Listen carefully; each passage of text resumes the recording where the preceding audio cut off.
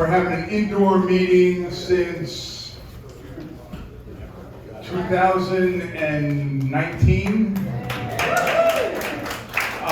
going to have a coffee on the 31st of July here. It's a Saturday, 10 o'clock. We'll have Senator Tom Davis attend that. Really great speaker, talk about what's going on in the state legislature. I'm really happy that you're here.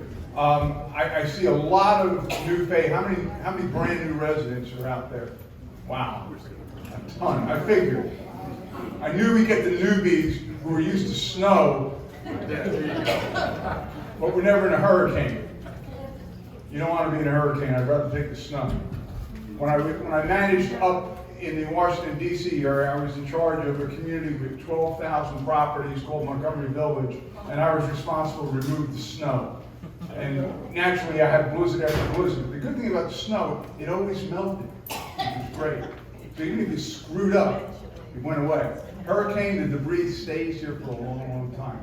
A couple of invitations. Ed Shotland, who's on our board of directors, chairs the governance committee, is here. I didn't see any other board members come in.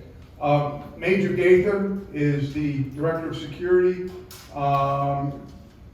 Janet Westerfield is our assistant activities together. Tamika Busby is our first shift supervisor for the security department. Theron Weeks, all the way in the back, is our second shift lieutenant in charge of the second shift. Comes in at 3:30 in the afternoon, stays until midnight. And Leah Davis is our communications person. She does the website, she does the Plantation Living, all of our brochures, the annual report. Doesn't do the audit, but she prints the audit, puts it and makes it look pretty. We're really glad that you're here. Tom Dunn has been with the town for many, many, many years, and he is the director of emergency services. He was here, as was Tamika and Warren and Theron when Hurricane Matthew hit. So we are seasoned veterans of hurricanes. Leah was doing email communications. If you have not signed up for the email blast, check with Leah, give her a call, shoot her an email. That's how we communicate, and it's the best way to communicate is through that email. We do a really good job getting the information pushed out to you, because there's a lot of false, rumored information, especially when they use social media. Lord knows they say stupid stuff and stuff that isn't true. But we give you straight stuff that is true, and we try to keep you updated as best we can throughout the whole process. Tom is going to go through this. He's done this many, many times for us. Unfortunately, we couldn't do it last year because of the pandemic, so we had to do it somewhat online. But we're absolutely delighted to see all the new people here. We hope to see you again at one of our coffees, so we can, update you about things that are going on in the community. But without further ado, did I miss anything, Tom, or did I miss anybody? Other than tell everybody how great you are? Good. All right, Tom Dunn. Good, I guess evening now. Thank y'all for all coming out. I think this is probably the biggest crowd we've had since I've been coming here, so it's kind of cool. A little bit about me. Public safety has been my entire life. I started out as a volunteer a long time ago, and was fortunate enough to go into the career fire service in the city of Alexandria in Virginia. Unfortunately, cut short due to a pretty significant back injury, but that shifted me over into the emergency management world. Went back to school as an old guy, I say. Got my degree in emergency management, went to work for the Commonwealth of Virginia for a little while, and I was a state planner there. Realized I really didn't like state government a whole lot. The job here came open, and I came running. So I've been here since about 2012. Feel free to stop me at any point, raise your hand, throw something at me, whatever you need to do to get my attention, and we'll be more than happy to answer questions as we go along. I was anticipating a lot of new folks, so I adjusted my presentation that I normally give to give a little bit broader view of not only hurricanes and other stuff, but emergency management in the town, kind of what it looks like and how we function. And excuse me, my voice is struggling. I've been talking all day, so if it starts to fade a little bit, forgive me. I always like to show our history. Last year, we had a pretty active hurricane season. Obviously, it broke records for the number of named storms last year. But the fortunate thing for us is our friends in New Orleans and Louisiana and the Gulf Coast, they took the beating last year. They got storm after storm after storm. And we had a relatively light year. I stumbled upon this view the other day, and I kind of think it's pretty cool. It shows it in a little bit different perspective, but it's the same storms and the same names, but it's just a different view. I thought it was kind of interesting. I felt like I should share that. Some things that people really like to talk about is the hurricane forecasts. So as you can see, it's Colorado State. It's pretty ironic that Colorado, of all places, is doing hurricane research. But they've got a substantial hurricane research program. The gentleman that founded it and has ran that program for decades. He passed away, I think 3 or 4 years ago. And now it's his protege that he mentored all the way through is taking over that program, and they do some phenomenal research. So I use Colorado State a lot because they pick a number, and I'll show you why in a minute. But you can see their forecast in April was 16 named storms, 8 hurricanes, and 4 major hurricanes, which is a category 3 or higher. And then you can see what the forecast actually turned out to be, which is 30, 13, and 6, which is a pretty substantial difference. So the point of that is the forecasts are interesting, but they really don't mean a whole lot. They're interesting in far as research, and they modify their forecast every other month throughout the hurricane season. So this is their 2021 forecast. As you can see, NOAA, which is where the Hurricane Center falls under, they pick a range. So that's why I normally follow Colorado State, because they actually pick a number. But you can see they're pretty much in the range there. In very similar in numbers, with Colorado State having 17, 8, and 4, which for the major hurricanes is obviously 3 and above. So you should just go higher, since they were on. It's plausible. Yeah, usually what they'll do is in April and then again in June, they'll update their forecast based on conditions. In the past, they have brought their forecast down because there hasn't been so much activity. So we'll kind of see where it falls. I like to show it, people like to talk about it, but what I like to say is they can forecast 17 hurricanes and there only be one that hits here, and that's the one that matters. So, Was Matthew considered a major hurricane? Matthew is not a major hurricane when it came by us.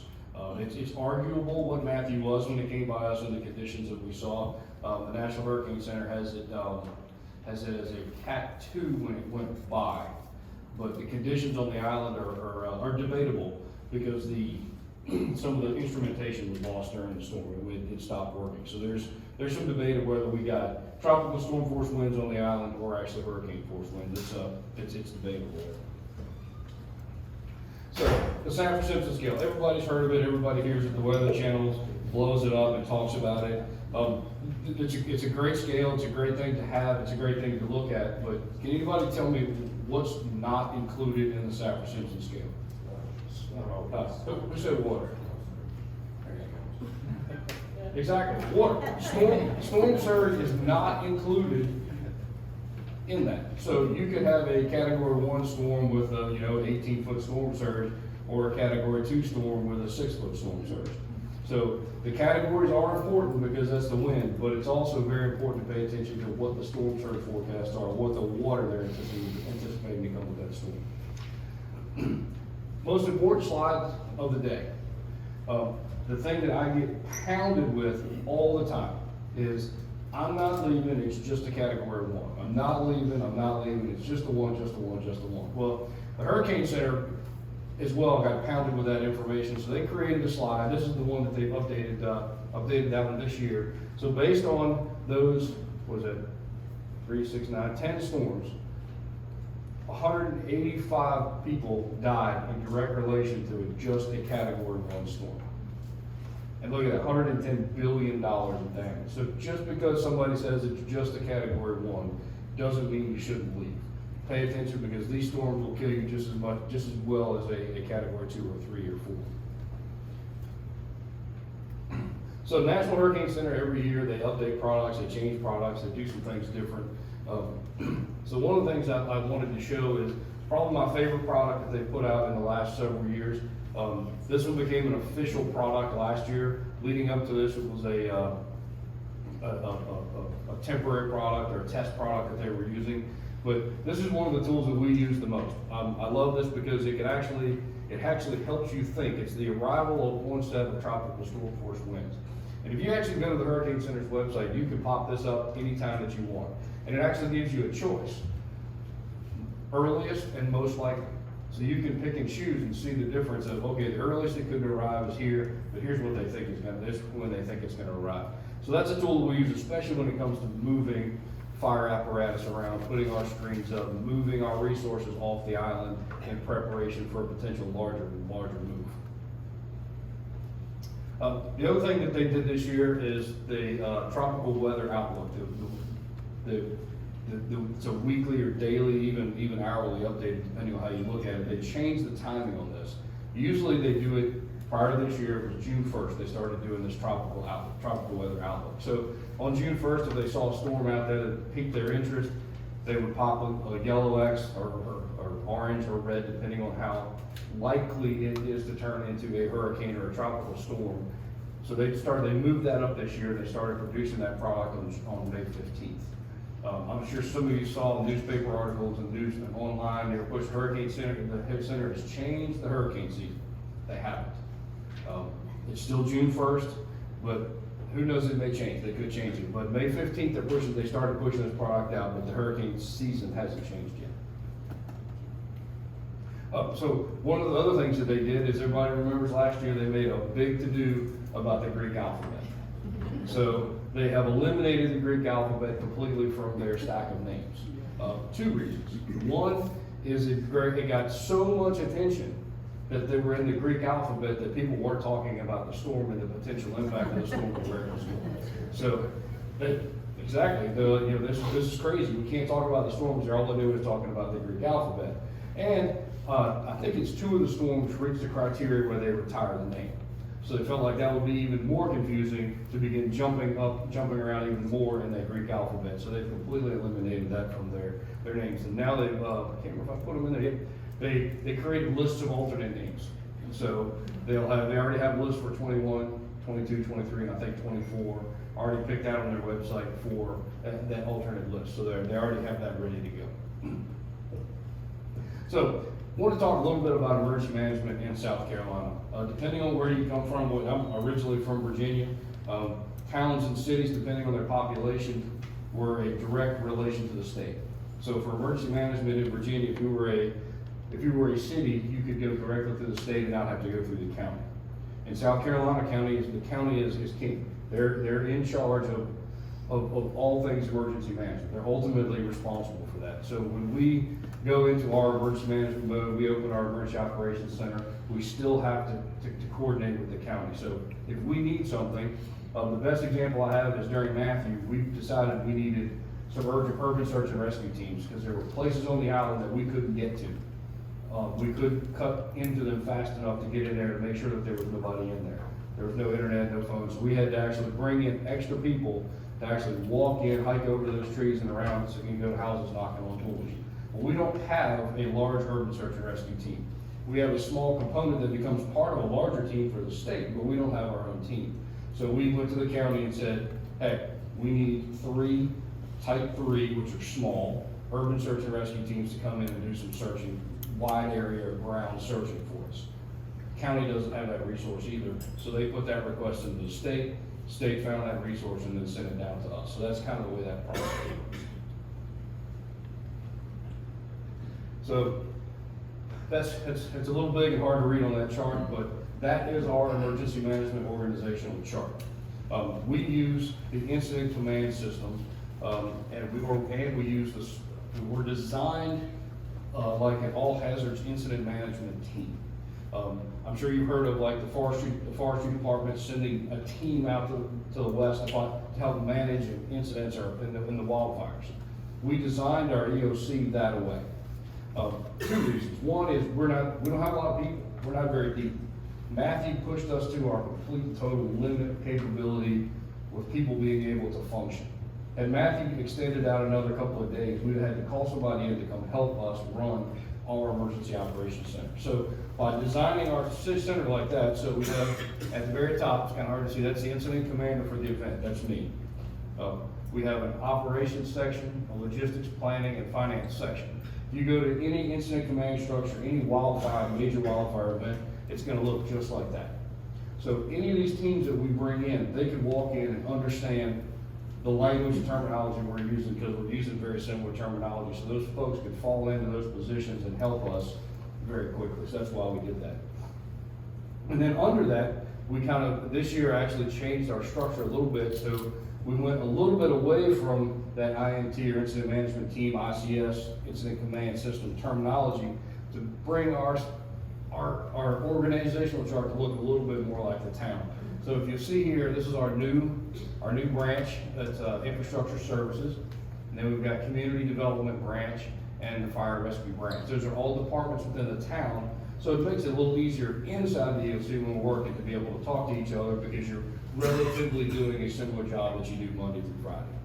So I just kind of wanted to talk about that just a little bit. And we're very fortunate, we have a law enforcement, they're kind of stuck off to the side. We have a law enforcement liaison, so a member of the Beaufort County Sheriff's Office is in our EOC the whole time. So we have that connectivity during events. All right, so let's talk about potential hazards. What are some of the potential hazards that we face here? All right, we're talking about hurricanes, we know that, but what else do we need to be concerned about? Floods, what else? Fires, wildfires, structure fires, yes. Trees, exactly. So wind, exactly, wind. Straight line wind. What other kind of wind? Tornadoes, exactly right. And water spouts, is another one. What else? Winter weather. I call it, we had the great blizzard of 2018. we got what, a tenth of an inch of We snow. did, and it hung around for a couple of days. Hey, it shut us down, right? So we gotta worry about winter weather. But winter weather is a problem because the Cross Island shut down for 12 to 16 hours because there were no snow plows anywhere near us. So we have to plan for that winter weather. What are some other things that may not be weather related that we need to think about? Cicadas. Oh, traffic, yeah. All right, think bigger than that. All right, power outage is one. Pandemics, yeah, you got a plan for that, right? What else? How about terrorism? Terrorism. How many of you think terrorism is a concern here? Not many hands? So what is in Beaufort County? What do we have a lot of? Military, exactly. What else do we have on the island that brings a whole bunch of people every year? Tourists. But what event? RBC Heritage, right? That's a soft target. It's a potential. So you can kind of see that. The one you missed is tsunamis. How many of you realize that we have a tsunami risk on the East Coast? We do. It's ironic. We do have a tsunami risk on the East Coast. Our risk is much different than it is on the West Coast and Indonesia and places like that. There are 3 scenarios that put a tsunami here on our beach. And fortunately for us, all of them give us about 3 to 16 hours of lead time. And it's a low fast moving body of water. It's not gonna be that big 10-foot massive wave. So Delaware, the University of Delaware has done some great research on that, so there's some great maps. So really for us, our tsunami risk is there, it's relatively low, but if it does happen, if you're 3 or 4 blocks off the beach or 1 to 2 stories up in a structure, you're gonna be most likely to be fine. But that's one that people don't really talk about is the tsunamis. And I don't think anybody said earthquakes. Earthquakes is a pretty good one. So can anybody tell me when the last earthquake in South Carolina was? There's a parting gift if you get it right. All right, 2017. All right. Can you narrow it down? Just last year, 2021. There was one in February. Yes, there was one in February. Close enough. May 31st. There was an earthquake up near Somerville. So that's a pretty normal thing. We average about 15 a year. So most people don't realize they're relatively small, 1.6, 1 point, whatever, maybe a 2. But we do have earthquakes here on a fairly regular basis. So let's talk about hurricane. So, want to talk about our preparedness guide. I've got one for you guys as you leave. I've got a Spanish one in my hand, but it's in English and Spanish. These are brand new. Literally just printed this year, and got a stack that are coming here very shortly. We designed this to be small, compact, easy to use. Put it in your pocket, pocketbook, backpack. It's got all the checklists in it. It's got a place you can write phone numbers for your doctor's office and all those things. So it's got all that in there, and it's designed to write on and be able to carry it with you. So we've got that brand new this year. And if for some reason you don't get one tonight or you need another one, every one of the fire stations, town hall, any town facility has got these in there that you can just show up and grab it and they'll give you one. All right, so we've got a brand new. We also, and I'm gonna try this and see if it works.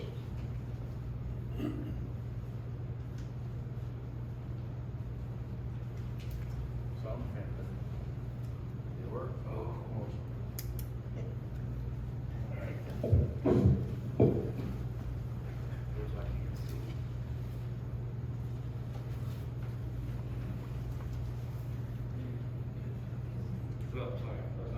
I'm gonna break my neck if I do that. So anyway, we've got the same preparedness guide. It's a much larger version of this one. Have any of you guys been online and seen like Pink Magazine, Hilton Head Monthly, whatever the case may be? This guide is designed the same way. So we have a condensed version here, and that's got about double or triple the amount of information in it. So you can also, you see the little arrow on the left, you can go in and you can print the preparedness guide out if you want to do the whole thing, the big book, or if there's a page or two that you want to print out, you can certainly do that as well. So that's there. Now the question is, can I get it to go? Did it go back? Yep. All right, so funny story. So we printed all of our hurricane guides, we printed all that material, and something happened out of our control. We lost the phone number that's in there, that's the hurricane hotline. So this is the new hurricane hotline. So what I'll do is at the end of when I'm finished, I'll come back to the slide and put it back up so you can snap a picture of it, and you can write it down or whatever the case may be. But unfortunately, for some reason, we lost that number. So there is a hurricane hotline that you can call that number, and when you get into the number, it'll say, do you want Town of Hilton Head, City of Port Royal, City of Beaufort, unincorporated Beaufort County, and then you'll go to that one, and then we control the message on that at that point. So, And Tom, let me interrupt. For those of you who are taking screenshots, Leah is videotaping this and going to have it up on our website. So the whole presentation will be up on the website.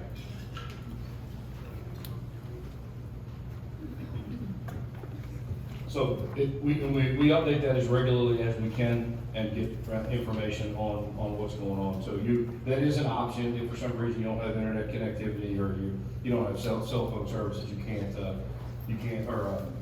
get to the internet to be able to see. You can call it on a hard line, and that's a pre-recorded or a recorded line that we update fairly regularly. All right. So really briefly, we're not going to belabor it, spend a whole lot of time on it. Evacuation supplies. I'm a firm believer of. A better example is my daughter wears a t-shirt around the house all day long and says, "It's all about me." So I'm sure we all have kids like that, but in this situation, it is all about you. Everything you do and everything you plan for, how you plan and the way you plan is about you. Like in the book, there's a checklist for if you have a dog or a cat or a pet. If you don't have a dog, cat, or a pet, you're not going to plan for that. Okay, so this is all about you. So just very generally speaking, what are some things that we would put in our emergency kit or emergency supplies that we're gonna have or take with us? First aid kit, water. How much water should we take? Gallon per person per day. Exactly right. Cash. Right. Cash is king. Yep. You want to have cash. What else? Yep. We're gonna talk about papers, right? Medication. Yep. Let's just throw it up there. Prescriptions, obviously clothes, your ID, checkbook, credit cards, supplies for the other folks. But some of the things is think outside of the normal. Think about just start as if you're going to go on vacation. When you go on vacation, what are you going to do? You're packing clothes, you're packing snacks, you're packing your technology, you're packing the cords for your technology, you're taking your meds. So think as if you're going on vacation, plan that away and plan for that. Great. One of the things for me that kind of an eye-opening moment is we went on vacation and kids were a little younger. We homeschooled, so my wife pulls out a monster rubber tote full of stuff, cords. So she starts pulling out cords, extension cords, power strips, cords everywhere. I'm like, what are you doing? She's like, it's for all the stuff. What? Then, you know, me being slow as I am, the light bulb went off. My wife has a phone. She has a computer. Kids had a computer. Kids had a phone. I have a phone. I have a work phone. I have a personal phone. I have a laptop for work. I have an iPad for work. So, you know, we've got, that's 10 different devices. How many times you go in a hotel room and have a hard time plugging in just your phone? Exactly. So think about that. You know, okay, yes, I've got all these devices I've got to plug in, so maybe an extension cord, a power strip. So just think about how you live and where you live. Special medical devices. If you have a cane, you know, how many of you have readers? Reading glasses. Yeah, my wife does. They're all over the house. So if you're going to evacuate, are you going to want to take one pair? Exactly. You probably got 4 pair around the house. You probably want to take all 4. You know, think about that. You know, a cane. You take an extra cane in case you break it, or know where you can get another one. You know, a special piece of medical equipment that may require service. Where do you get that service? If it breaks when you evacuate, is there somebody there that can service it? Or take the owner's manual with you so that you can maybe repair it or troubleshoot it. So just think that all the way through when you begin to leave and evacuate, of all the things that you may or may not need. So, look, I got ahead of myself. So specialty items, we talked about all that. Anything, oxygen's a big one, especially with some of the elderly populations that we have in some of the assisted living facilities and some that are not. I mean, if you have oxygen, where are you going to get resupplied? You know, does your vendor have an agreement with somebody somewhere else, or can you get that from somewhere else? So think that through. So let's talk critical paperwork. We won't talk about all the stuff that you have to have. I put that slide up there not for your ability to read it, but just as a demonstration of there is a whole lot of things that you need to think about, and you may not even think you need it when you need it. So some of you guys that are close, is there anything up there that kind of makes you scratch your head and go, what the? There's usually 2 of them up there that kind of get people scratching their heads. A marriage certificate. How about that one? That's good. Why in the world, not your own, by the way. Why would you need a death certificate? It's where you are in your life at that moment. If you've had a spouse recently pass away, you're still maybe changing things over. You're still doing things. You may need to have those with you to finish doing things. So just, you know, that's just some things to think about, just where you are. Adoption decree is another one. Again, it's where you are. Did you just adopt a kid? Is it, where are you in your life? What do you need that piece of paper for? You don't know. So just think about your life, how you live your life, and the things that you may need, and take that with you or have copies with you. All right, so let's talk evacuation. So we have an evacuation program in Beaufort County. The county runs it, or the county has an agreement with Palmetto Breeze to provide evacuation pickup points throughout Beaufort County. We've got several here on the island. They're actually listed in the information that they handed you coming in, and they're in our book as well. So if you cannot get off the island and you need help, or you know somebody who does need help getting transportation off the island, we can get them to a public pickup point and take them to a public shelter. So, In one of the books I read that once it's an okay to come back on, you need your tax form or something, tax? yes. Yep. I'll give me a second. I'll get right there. So so from an evacuation standpoint, we've got the pickup points. We can come get you. Palmetto Breeze will pick you up, and we also put a van in service from Palmetto Breeze. We put a couple of firefighters on there, so we can help them run those pickup points if we need to. We bring everybody to a central point and then take them to a public shelter of an unknown location. When you get on that bus, you are going to a public shelter and you're not gonna know where it is. Because it may not even have opened yet, or they may be in the process of opening it, or one may be filling up as you're riding there and they take you to a different shelter. So be prepared for that if you make that choice. That's your last resort. If you have the ability to drive yourself or get yourself off the island, please do. That's the best option. Because public shelter, it may not have a cot. Depending on where they are in the setup process and what resources are available, you know, that you may not have a cot there. So you may be sitting on the floor for a short period of time.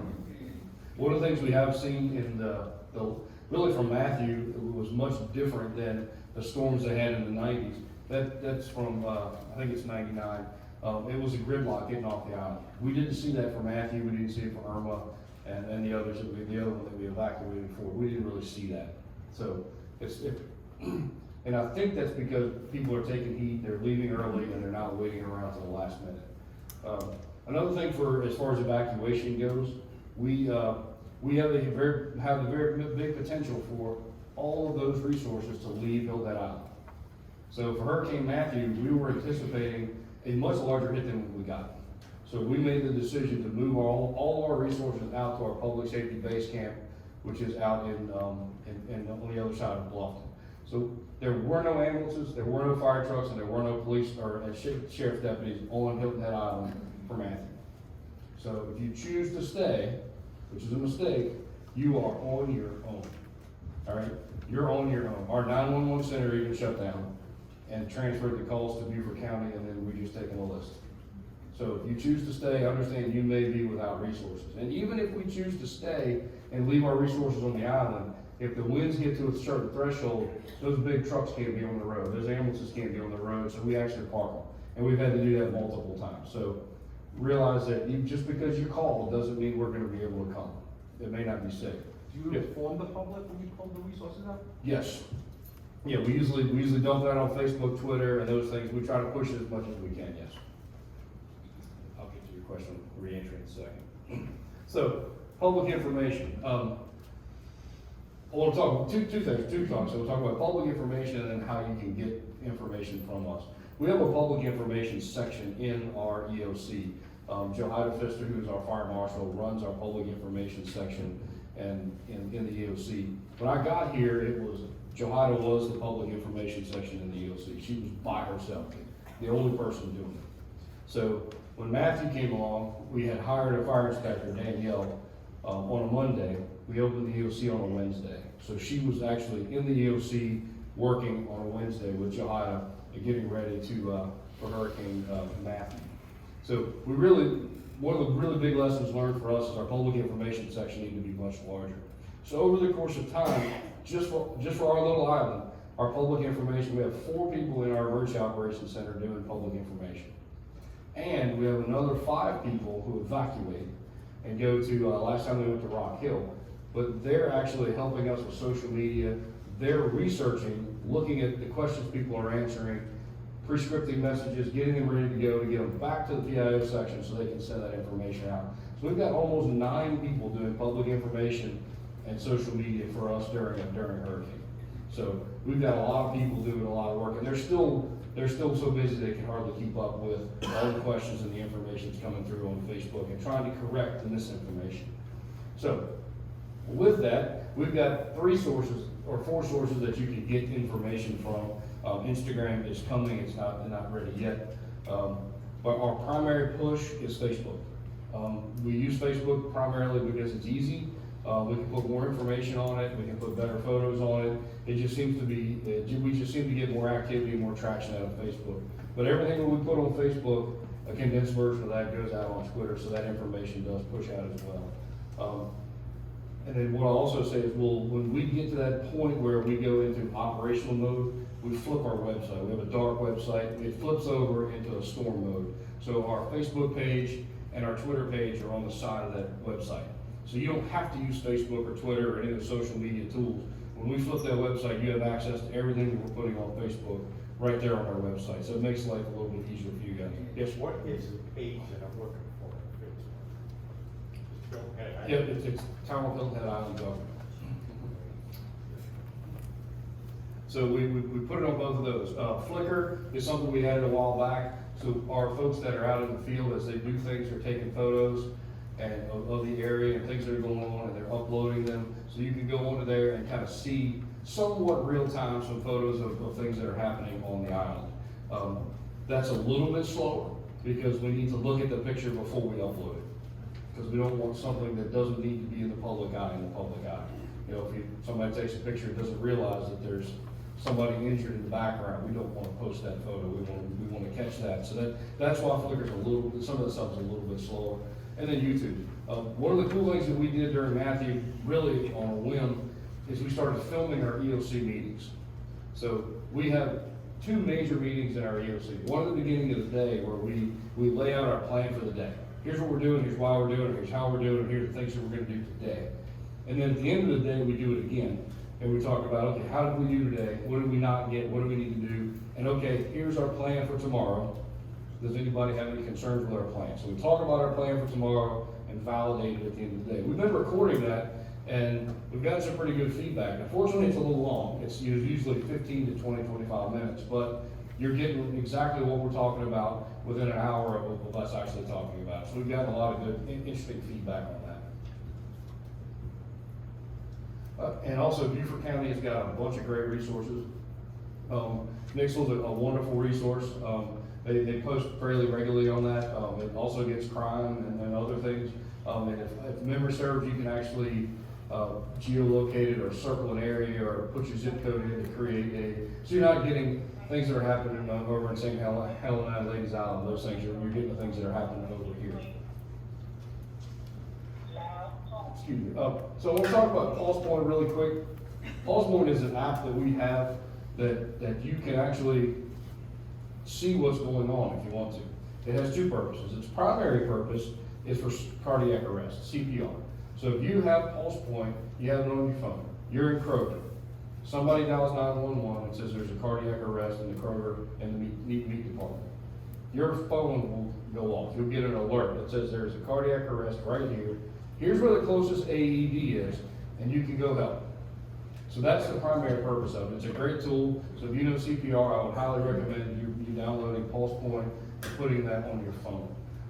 So the secondary benefit is, and it's kind of hard to see, it was when I grabbed the screenshot, it was a slow day, but you see all these hearts?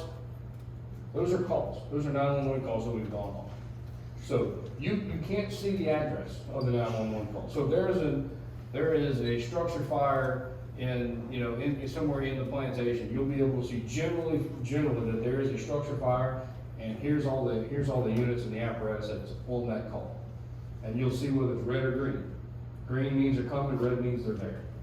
So you can kind of see what's going on. But so I get a lot of times with friends on Facebook, what's going on the south end? I see a bunch of fire trucks. Well, if you download Pulse Point, you'll be able to see that something's going on the south end. So that's a great secondary benefit to the tool, but the primary benefit is that to identify that cardiac arrest, that it will alert you, tell you where the AED is, and if need be, it'll help you with CPR instructions.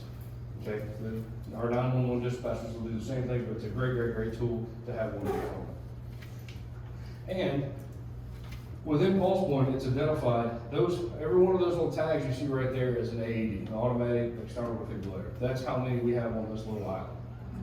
They're everywhere, exactly, which is a wonderful thing to have, and they're all, we believe we have all of them that are on the island in the app, and we're constantly checking to make sure, but they're all there. So I'll pause right here for a second and talk about re-entry, because I guess my slide's not in there. So the re-entry is a little different, and has changed over the course of time. We have a tiered re-entry system now. I look at our re-entry system as resource stacks.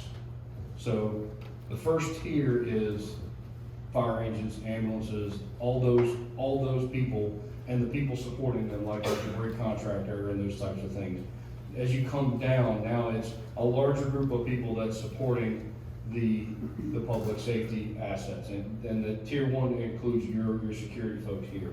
And then as you come down, it begins to fill into the neighborhoods, and then the big box stores, and then at tier 4, is you guys, which is property owners, which is where you need your property tax bill, like bring your driver's license, have a couple of pieces of paper there, and when you get to that checkpoint, they'll let you in. And really the purpose of that is just to minimize the traffic on the island. If you don't live here, we don't want you here at this point. Once you come back later, but we don't want you now. We want the residents to be able to get in, check their houses, and begin to recover before we get a bunch of people in here. And then after that, it's just completely open from there, so.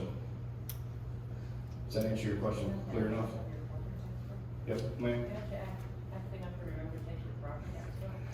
Uh, Your that- driver's license doesn't suffice. The way the policy's written is your property tax bill.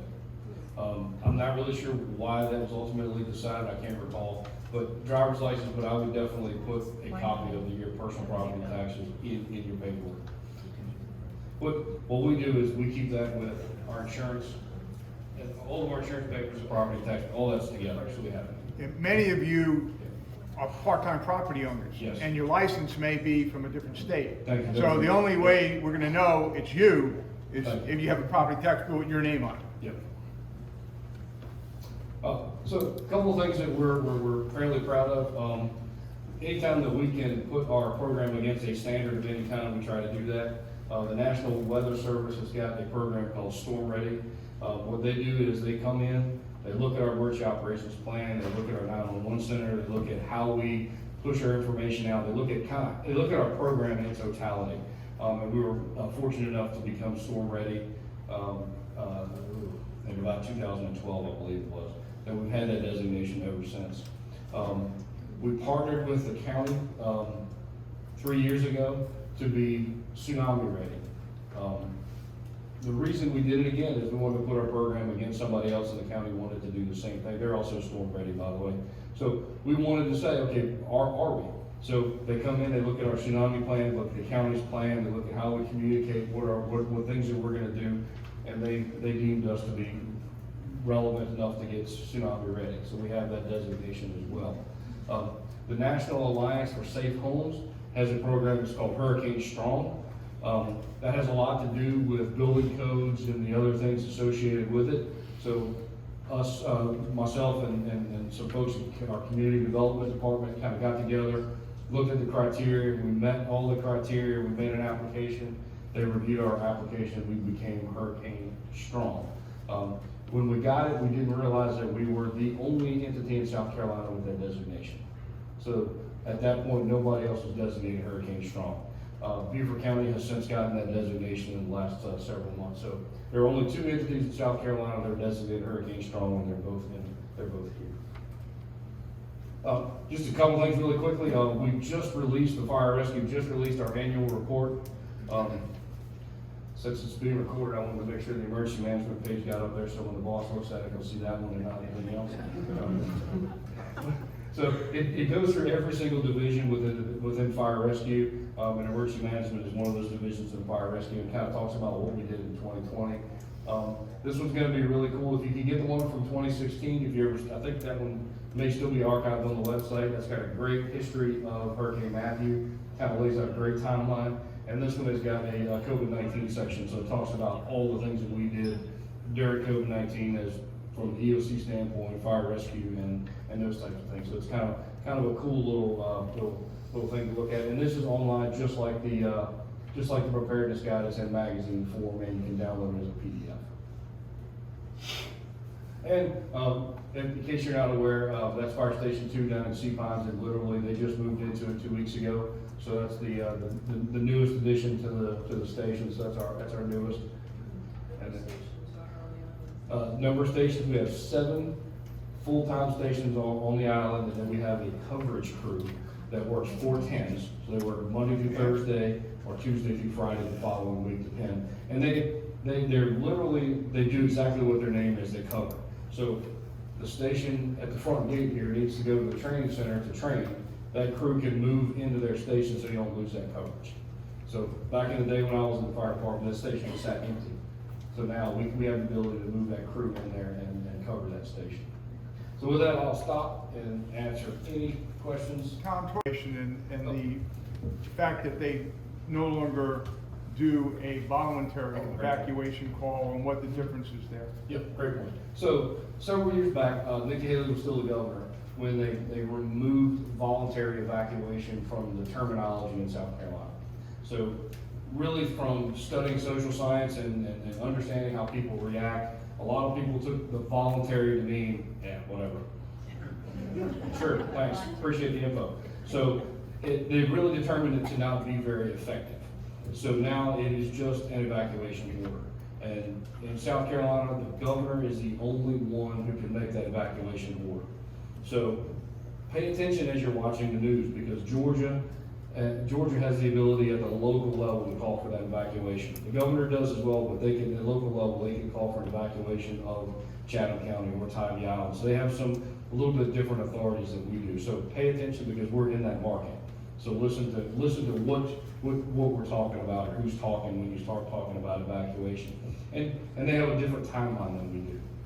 Prior to Matthew, our timeline was a little ahead of them. For Irma, our timeline was a little behind them, just based on the storm and the way it was coming. So just pay attention to the timeline. But it's a mandatory evacuation. When the governor signs it, it is the effective law. So in other words, when he signs that executive order, the law of South Carolina is you must evacuate. Do you keep all that on that phone number? The wrong phone number? No, the phone number is more for returning information and kind of where things are. And It's more Tom, of a quick update. talk about the fact that when a mandatory is called, you have to go where you're told to go. Yes. And if you leave on your own, what the difference is? Yeah, I'm sorry, Peter's referring to the traffic control point. So as you leave the island, you'll see police cars stacked all the way up 278. So if traffic is moving freely, they're not gonna get in the way. If traffic is moving like it's supposed to, and there's no traffic backups, they're just gonna let traffic go and you can go wherever you want. They changed that after, I think it was Irma. So that you can kind of go where you want. But as traffic begins to tighten up, and they step into the road and they take control of the road, depending on what lane you're in is where you're going to go. So if you're in the far right-hand lane, again, this is if the traffic control points are in place. If you're in the far right-hand lane, you're going down on 170 out to 462. If you're in the center lane, when you come off the aisle right there, Moss Creek, you're gonna end up going 95. If you're in the far left-hand lane, you're going all the way up 278. You're going all the way into the road to make a right. So there's So- no set time for that, it's all about. Correct, it's all about traffic flow, right? It used to be, when they put the evacuation order in place, they took control of the roads. But we've had such success with people leaving early and leaving at odd times that we have had very, very, very little traffic congestion during evacuation. So that's the important part about leaving early and leaving quickly. So the other little tidbit I'll give you is pay attention, there are two evacuation orders in South Carolina. There is a mandatory medical evacuation and a public evacuation. So think that one through as you're making your plan. Normally, quote unquote, hypothetically, normally, the mandatory medical is 24 hours before the public evacuation. Now, that has changed, at times, depending on the storm track. I can't remember the storm, but they called for the mandatory medical. Conditions changed. Governor McMaster did not call for the public evacuation 24 hours later. He waited because the storm had changed. They do the mandatory medical because those medical facilities have to pull triggers on their contracts. They have to get their buses in, they have to get ambulances in, they have to make sure that their contracts, hotels on the other end are ready to go.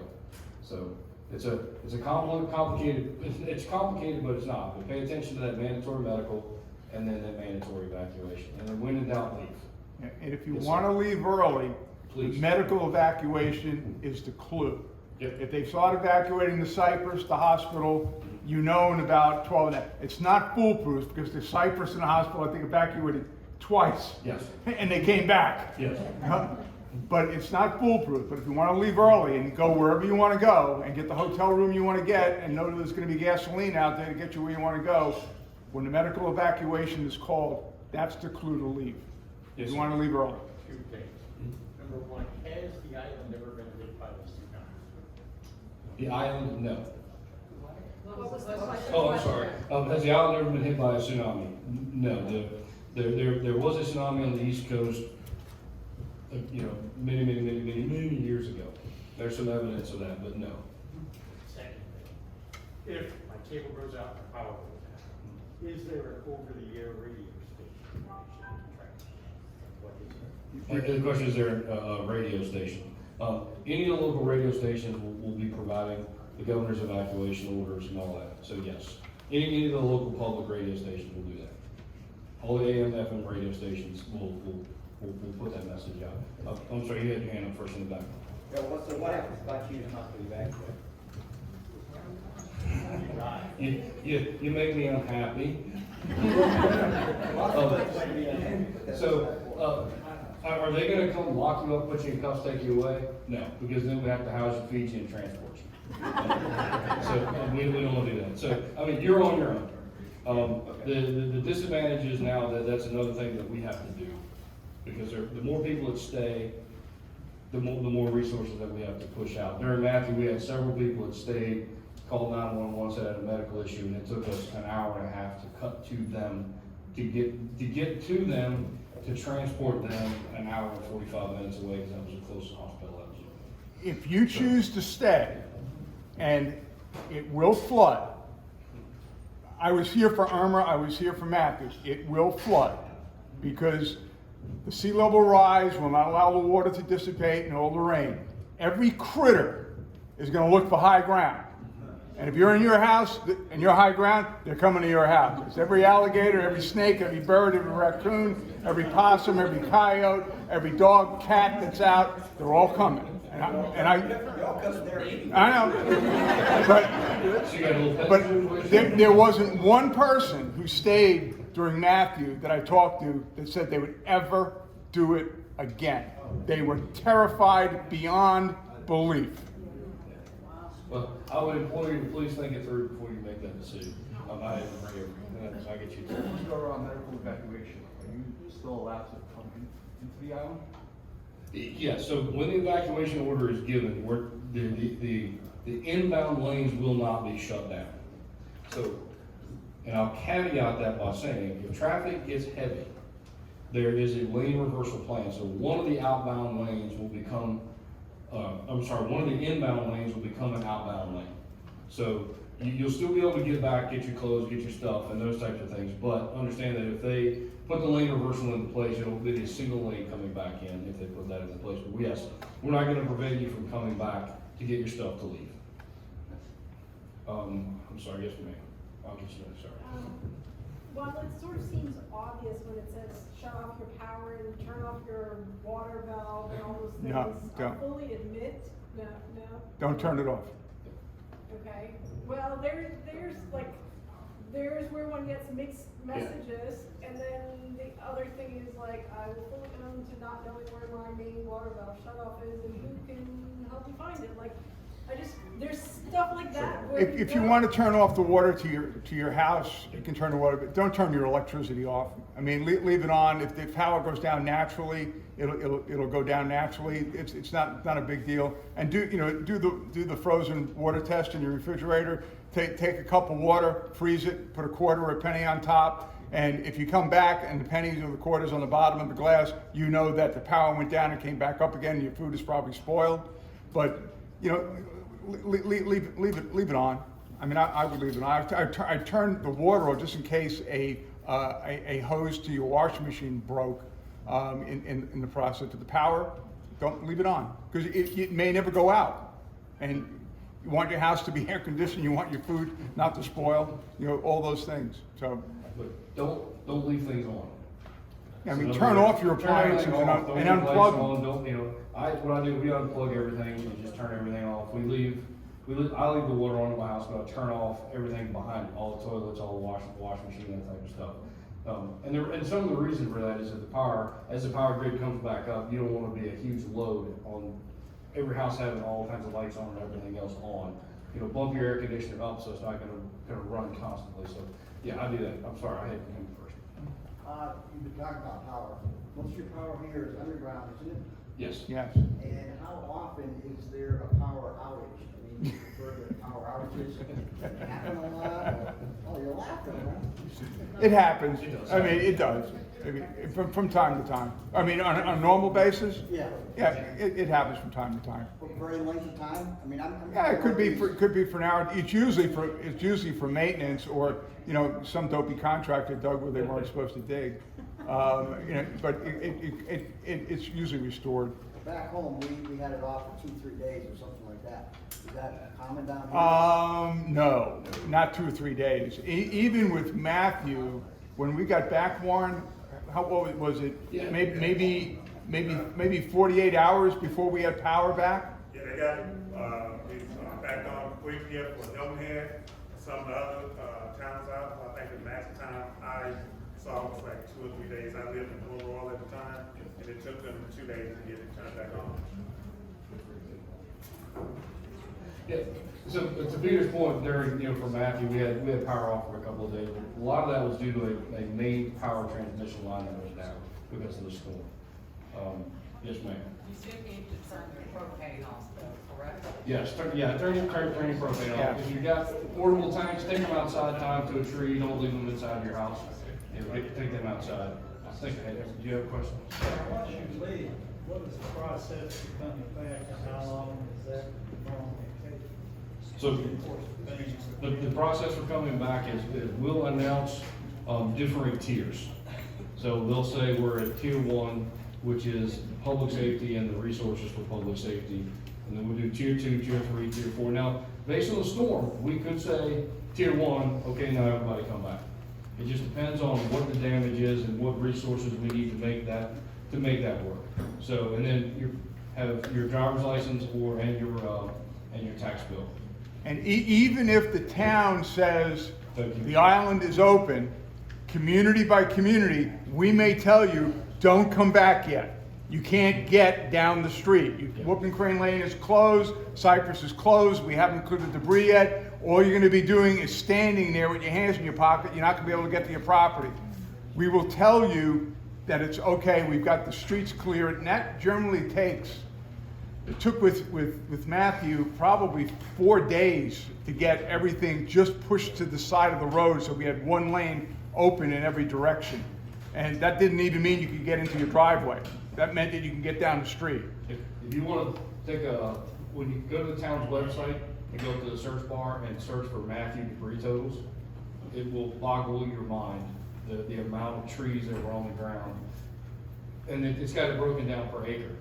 And how many yards of debris were equivalent per acre. It's a pretty phenomenal chart to look at. Our portion of that bill, which we didn't pay, the town did, was $16 million. We paid out of our own pockets about $4.5 million.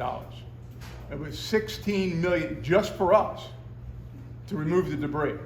And it took not 9-10 months to get it all. Yeah, it was a long time.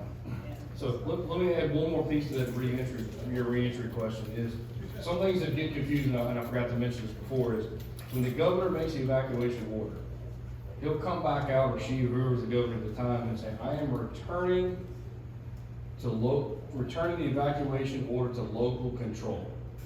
Which means, it doesn't mean reentry can start, it means he's giving it back to the local authority to decide to lift it locally. So we could still hold the reentry for Beaufort County, or it may just be Hilton Head, depending on the damage. You know, Ladies Island may not have gotten hit pretty hard, so they're gonna locally we can decide to let them back in, but maybe not here, or vice versa. So, just because you're the governor say, I'm rescinding the evacuation order, he's rescinding his statewide order, but returning it to our local controls. So please pay attention to that. That was a huge challenge in Matthew when the media picked it up, and as it was explained, people assumed when Nikki Haley said, I'm lifting my evacuation order, and she actually said returning it to local control. That got really confusing. So we weren't ready yet. So please pay attention to the information coming from Plantation and from us. Speaking of that, where do we get the information for the plantation? Is it on the website? You get it from our website and you get it from our email blast. We will send it out. You're gonna be signed up for that, but we'll post it on the website and we'll send it out via email blast. And there's a phone number too, right? Yeah, and we have ourselves, we have an emergency phone number that's in our plan. One thing, and that Tom did mention, we have a unique agreement with fire and rescue with the town of Hilton Head. We're one of the few communities that have underground fuel tanks. And we have about 8,000 gallons of gasoline and $5,000 of diesel at our maintenance yard. And during Matthew, before Matthew hit, every fire truck, every ambulance, every hook and ladder filled up their vehicles at our maintenance yard. And they left the island. When they came back on the island, you're darn right we made you pay for it. Charges double. But I didn't charge you, I didn't gouge you one nickel. And when they came back on the island, the first thing they pushed to was our fuel dump in the maintenance yard, which is right through the Cypress Gate. And when we came back on the island, after we were allowed to come back with the security department, there was one lane that was unrecognizable coming over the bridge, down 278, down Squire Pope Road, in our back gate, all the way to the maintenance yard. And we have a generator that handles the POA office, the maintenance building, and the security building. And that little diesel sucker was humming like a kitten, and we had power. And that night, the first time we came in, a woman banging out our door who had stayed. I have an emergency. I said, ma'am, what's your emergency? My cell phone is dead. True story. True story. It was an emergency. And let her in and let her charge the cell phone. We had another kid who had an emergency. He was doing his final exams on his computer. And he needed Wi-Fi and he needed electricity. We let him sit in there with all the chaos going on. But they both said they would never ever stay again. They were absolutely terrified. And you know, people lost homes, people lost trees. No one died. When they came back, people did stupid stuff, cutting down trees, because you had every idiot contractor who thought they were a contractor, you know, trying to do something, and people got hurt. So just be careful once you come back. And speaking on that, when you come back, you're gonna have people coming from other states when they hear about the tragedy down here, and they're gonna try to come out there. They will charge them outrageous prices. Call the POA, call security, and then we'll come out there to check them. Because half the people don't have the license to do it, Insurance. they don't have the knowledge to do it, and they did more damage than they did. Yeah, they get a chainsaw and a pickup truck. Yes, sir. How they get in on property? Well, they came in because the way everything was set up, the people was coming in for emergency. And other people's bringing them in that had contractors back here, they'll bring them in under their. During an emergency, we dropped the requirement for commercial contractors to pay a fee to come in, just to service you. So you will get charlatans, and what we ended up doing is putting together a list of what we felt were approved people, reliable people to work. And we urged people to use that list. But as a service to you guys, just to get people in here, because there were legitimate folks who came from out of state to work, and they were legit, we dropped the requirement that they had to pay a fee to get in. And we did that for a fairly long period of time. I've got two more questions here. Maybe three, actually. I think a lot of us underestimate how far we have to travel to get down to the Yes. He's talking about traveling to get out of the flood zone or out of harm's way. Yes. One of the things I can't do is tell you how far to go, but go as far as you feel safe. You know, just get out of here and go someplace that you're comfortable. Someplace that has food, someplace that has water. For Matthew, my family went to Nashville. And I was, you know, in the middle of the storm, I was getting text messages from them hanging out in Opera Lane. So, which was a little frustrating, but really nice at the same time, because they were safe and they were having food. So does that answer your question? You got to travel far. I saw one over here. How do you evaluate the damage? Do you use drones or is it just manually? Okay, so damage assessment. A couple of different ways. It is done manually right now. The town does have a drone program that's coming online. We're not there yet, but that will be a tool in the future to be able to do damage assessment. Right now, it's literally an iPad and a person going around and taking measurements. Yes, sir, in the back. Has anybody told SCDOT when they're planning the new bridge realignment about the access to fuel in our plantation so they don't block access to it with their new plans? I am not involved in those discussions, but I'm assuming. Peter, do they know that? What's the question, sir? Does SCDOT know that we have fuel access for the town so they don't block access with their new plans to get into the plantation? They don't know that, and we have written to them about the dopey ideas they have about those intersections. I'll leave it at that. Our board president wrote a very, very pointed letter about that very topic. Well, I'll end there because